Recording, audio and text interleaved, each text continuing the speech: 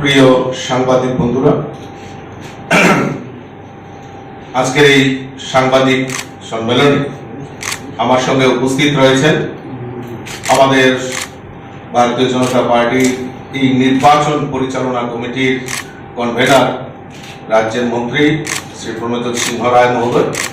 উপস্থিত রয়েছেন ভারতীয় জনতা পার্টির সহসভাপতি এবং এই নির্বাচন পরিচালন কমিটির co convener doctor Ashok Sinha এবং আমাদের যে মুখ্য প্রবক্তা আদরণীয় শ্রী সুব্রত চক্রবর্তী মহোদয় এবং এখানে যারা আমার সাংবাদিক বন্ধুরা উপস্থিত হয়েছে, আমি প্রত্যেককে আন্তরিকভাবে অভিনন্দন এবং শুভেচ্ছা জানাচ্ছি। আমরা মূলত আজকের এই প্রেস কনফারেন্স ডাকার মূল উদ্দেশ্য হলো যে আমরা সবাই জানি যে এই যে কংগ্রেস এবং সিপিএম এই রাজ্যের বুকে তাদের যে অশুভ আতাত, তার অপরাধ নামা, তারা কি কি অপরাধ করেছে বিগত দিনে এবং তারা মানুষকে বিভ্রান্ত করে এই রাজ্যের বুকে রাজনীতি করার প্রয়াস করছে, সেটাকে জনসমক্ষে নিয়ে যাওয়ার জন্যই আজকের এই প্রেস কনফারেন্সের আমরা আহ্বান করেছি।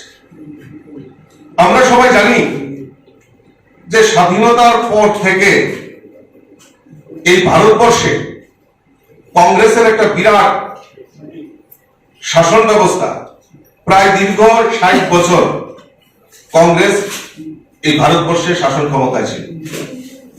আর এই শাসন ক্ষমতায় থাকার পর সবচেয়ে যদি উপেক্ষিত হয়ে থাকে আজকে আমাদের এই উত্তর পূর্বাঞ্চলকে সেই কংগ্রেসের সময় উপেক্ষিত করে সেখানে এই কংগ্রেসের রাজত্ব এবং তুষণ এবং কুসমত রাজনীতি করার প্রয়াস দীর্ঘ 60 বছর এই কংগ্রেসীরা করেছে। বিভাজনের নীতি প্রয়োগ করে উত্তর পূর্বাঞ্চলকে অবহেলা করা হয়েছে। শুধুমাত্র ভোট ব্যাংকের রাজনীতির স্বার্থে আসামের জনসংখ্যার পরিবর্তন থেকে শুরু করে মিজোরামে এয়ার রেড পর্যন্ত কংগ্রেসের হাত। এই কংগ্রেস বিভাজনের রাজনীতি করে উত্তর পূর্বাঞ্চলকে বারবার রক্তাক্ত করে তুলেছে। সেটা আমাদের কাছে একটা বড় ইতিহাস আমাদের কাছে রয়েছে। শুধু তাই নয়, বিভিন্ন সময় এই কংগ্রেস উত্তর পূর্বাঞ্চলকে তাদের দুর্নীতির আখড়া হিসাবে আমরা এই উত্তর পূর্বাঞ্চলের মানুষ সেটা জানি। অরুণাচলের হাইড্রো পাওয়ার কেলেঙ্কারি, আসামের এপিএসসি কেলেঙ্কারি, মণিপুরের ডেভেলপমেন্ট সোসাইটির কেলেঙ্কারি, সিকিমে প্রতারণামূলক ব্যাংক ডিপোজিট কেলেঙ্কারি, মিজোরামের শেষ কেলেঙ্কারি, উত্তর পূর্বাঞ্চলে এরকম কোন জায়গা বাদ দেয়নি। তারা এইভাবে উত্তর পূর্বাঞ্চলকে উপেক্ষিত করে কংগ্রেস দীর্ঘদিন দেশের বাইরে বিভাজনের রাজনীতি করেছেন। তা আমরা ভারতীয় জনতা পার্টি তার বিরোধিতা করছি। কংগ্রেস কয়েক দশক ধরে ভারতের ঐতিহ্য, সংস্কৃতি, ধর্ম এবং মূল্যবোধ, খ্যাতি ও গৌরবকে নির্লজ্জভাবে বিসর্জন দিয়ে চীনের রাজনৈতিক ক্ষমতাকে শক্তিশালী করে তোলার ঘৃণ্য পরিকল্পনা বাস্তবায়ন করে চলছে। বিগত 60 বছরে কংগ্রেস উত্তরাধিকার সূত্রে আসা অত্যাচারের কথা আজও মানুষ, উত্তর পূর্বাঞ্চলের মানুষ ভুলতে পারে না। আসামে একাধিক বোমা হামলা থেকে শুরু করে মণিপুরে একাধিক ভুয়ো এনকাউন্টার, ত্রিপুরাতে উজান ময়দানের মতো কুখ্যাত ঘটনা এবং বারবার এই উত্তর পূর্বাঞ্চলের মধ্যে ত্রিপুরা রাজ্যে বৈরী সন্ত্রাসকে প্রাধান্য দিয়ে কংগ্রেস সেই সময় রাজনীতি করেছে।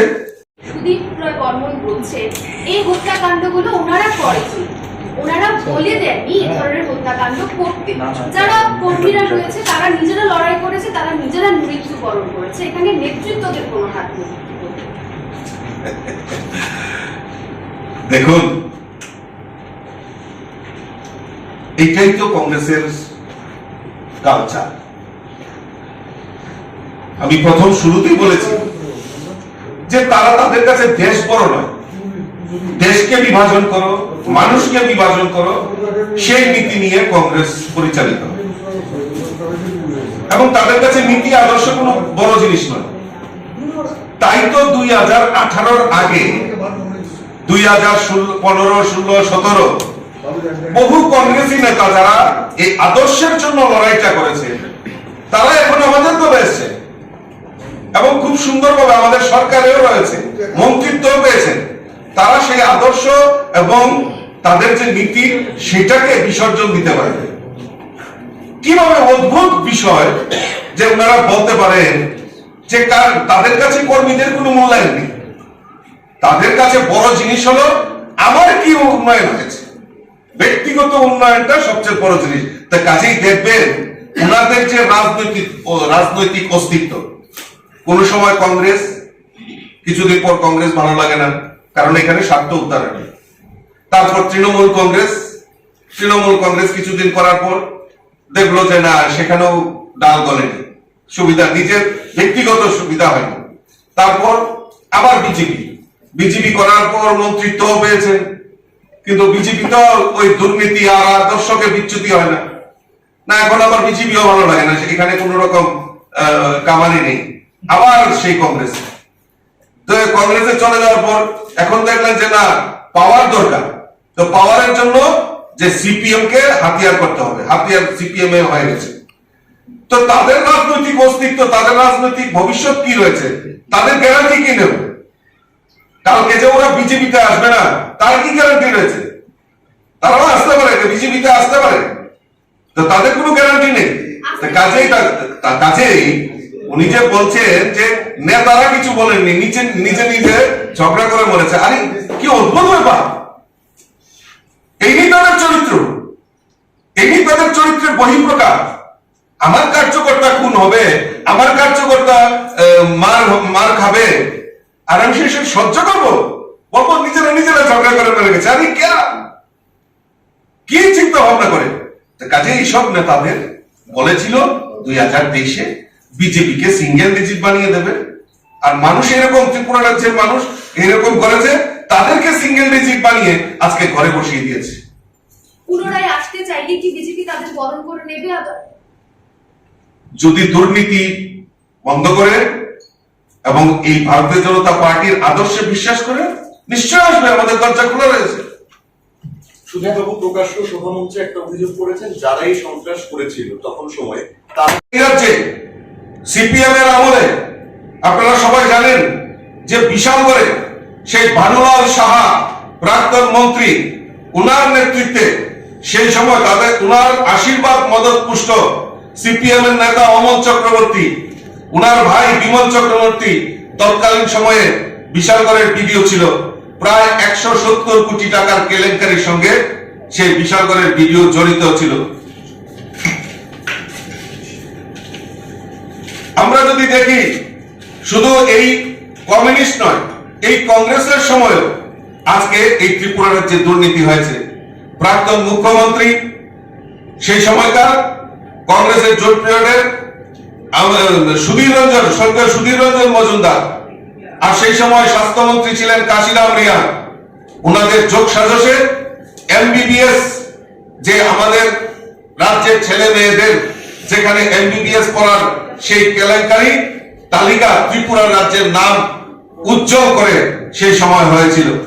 আজকে জিনেট, বেসরকারি সংস্থা জিনেট, এত বড় যে হসপিটাল, জিনেটকে এই কমিউনিস্টের সময় জিনেটকে ডেকে এনে মালিককে 5 কোটি টাকা ঋণ দিয়েছিল এই রাজ্য সরকার।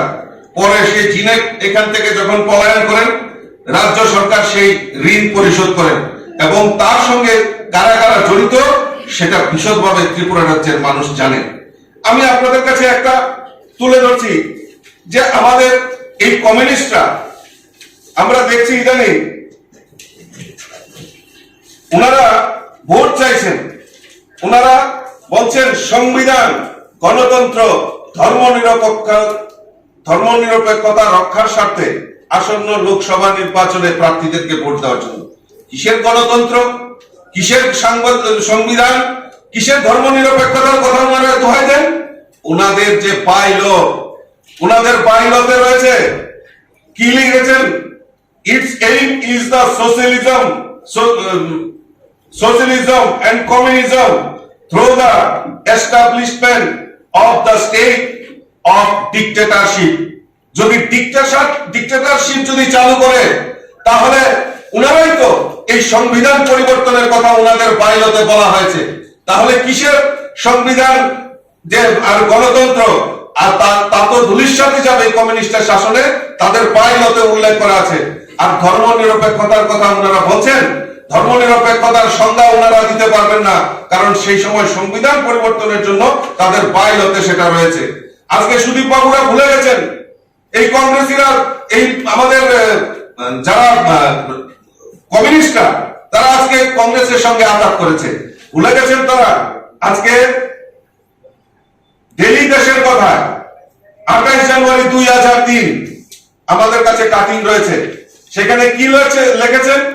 দুষ্মন্ত নারায়ণ পাড়ায় কংগ্রেস এনএলএফটির পরিকল্পিত গণহত্যার বিরুদ্ধে। আজকে সেই গণহত্যার আপনারাই বলছিলেন, আপনাদের পত্রিকা কাটিং, সেখানে আপনারা লিখেছেন যে কংগ্রেস এবং এনএলএফটির পরিকল্পিত গণহত্যার বিরুদ্ধে। তাহলে কোথায় গণহত্যার, যারা গণহত্যার জন্য দায়ী তাদের সঙ্গে আপনারা আঘাত করেছেন, কিসের সাথে? এটা ত্রিপুরা রাজ্যের মানুষ জানতে চায়। আজকে দৈনিক সংবাদে ধর্ষিতা উপজাতি মহিলাদের কোর্টের দরজা দেখিয়ে দিলেন মুখ্যমন্ত্রী, সেই সময় মানিক সরকারের। এটা আমাদের কথা নয়, আমাদের কথা নয়। আজকে এখানে উল্লেখ করা আছে